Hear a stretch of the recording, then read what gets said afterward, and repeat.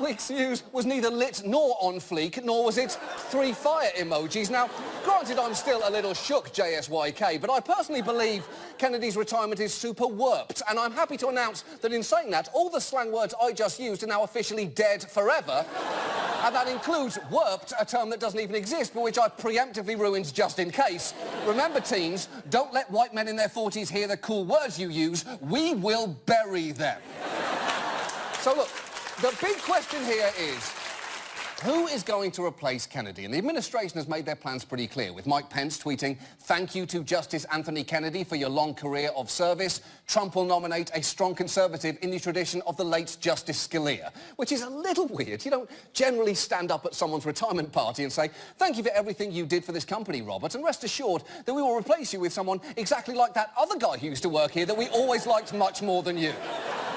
And Trump already has a list of potential nominees assembled with the help of the Conservative Federalist Society, whose vice president seems pretty confident in their choices.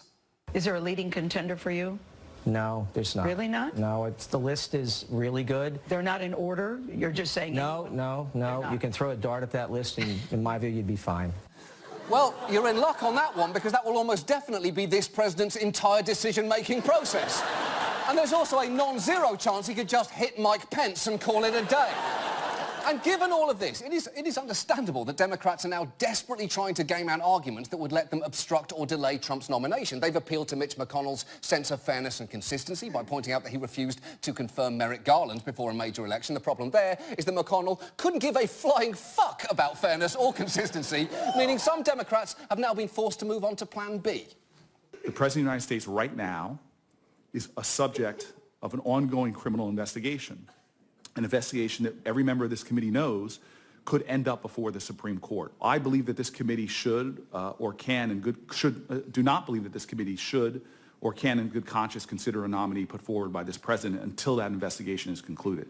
OK, so merits of that argument aside, there is a fundamental problem there, and that is that Republicans have 51 seats in the Senate, and they need 51 votes to confirm the new justice. So unless Democrats can convince their entire party to oppose the nomination and persuade a number of Republicans over to their side, they are shit out of luck, meaning it's time for Democrats' favourite game, hope Susan Collins flips and be disappointed when she doesn't! It's America's most depressing game show.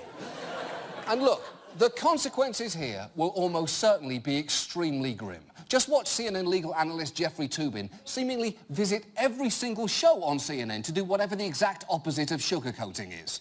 Roe v. Wade is doomed. It is gone because Donald Trump won the election. Abortion will be illegal in quite a significant part of the United States soon. All this fantasy talk about, oh, I don't know if Roe v. Wade is going to be overturned. Yeah, which we just of course it's going to be overturned. Roe v. Wade is going to disappear. It arrived in 1973, and it will die shortly. Jeff, I heard you say earlier that within 18 months abortion could be illegal in as many as 20 states. No, I said abortion will be illegal in as many as 20 states because Roe v. Wade is dead today.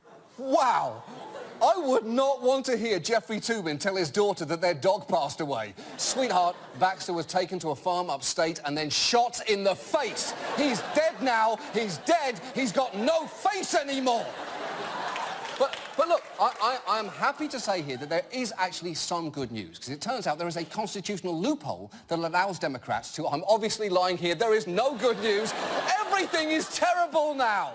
And look, barring some massive screw-up from Trump, the only thing anyone can really do now is vote. And there are actually two key elections you should really try and vote in. One in 2016 and one in 2014, because that is what got us into this mess. So I want you to go and find a medium-sized cardboard box right now. Take a pen and write "Time Machine" on the side of it.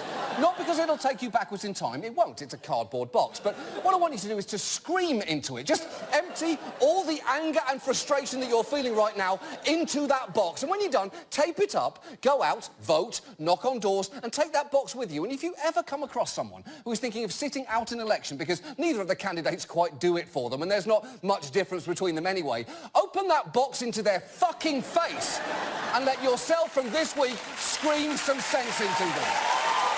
And now, this.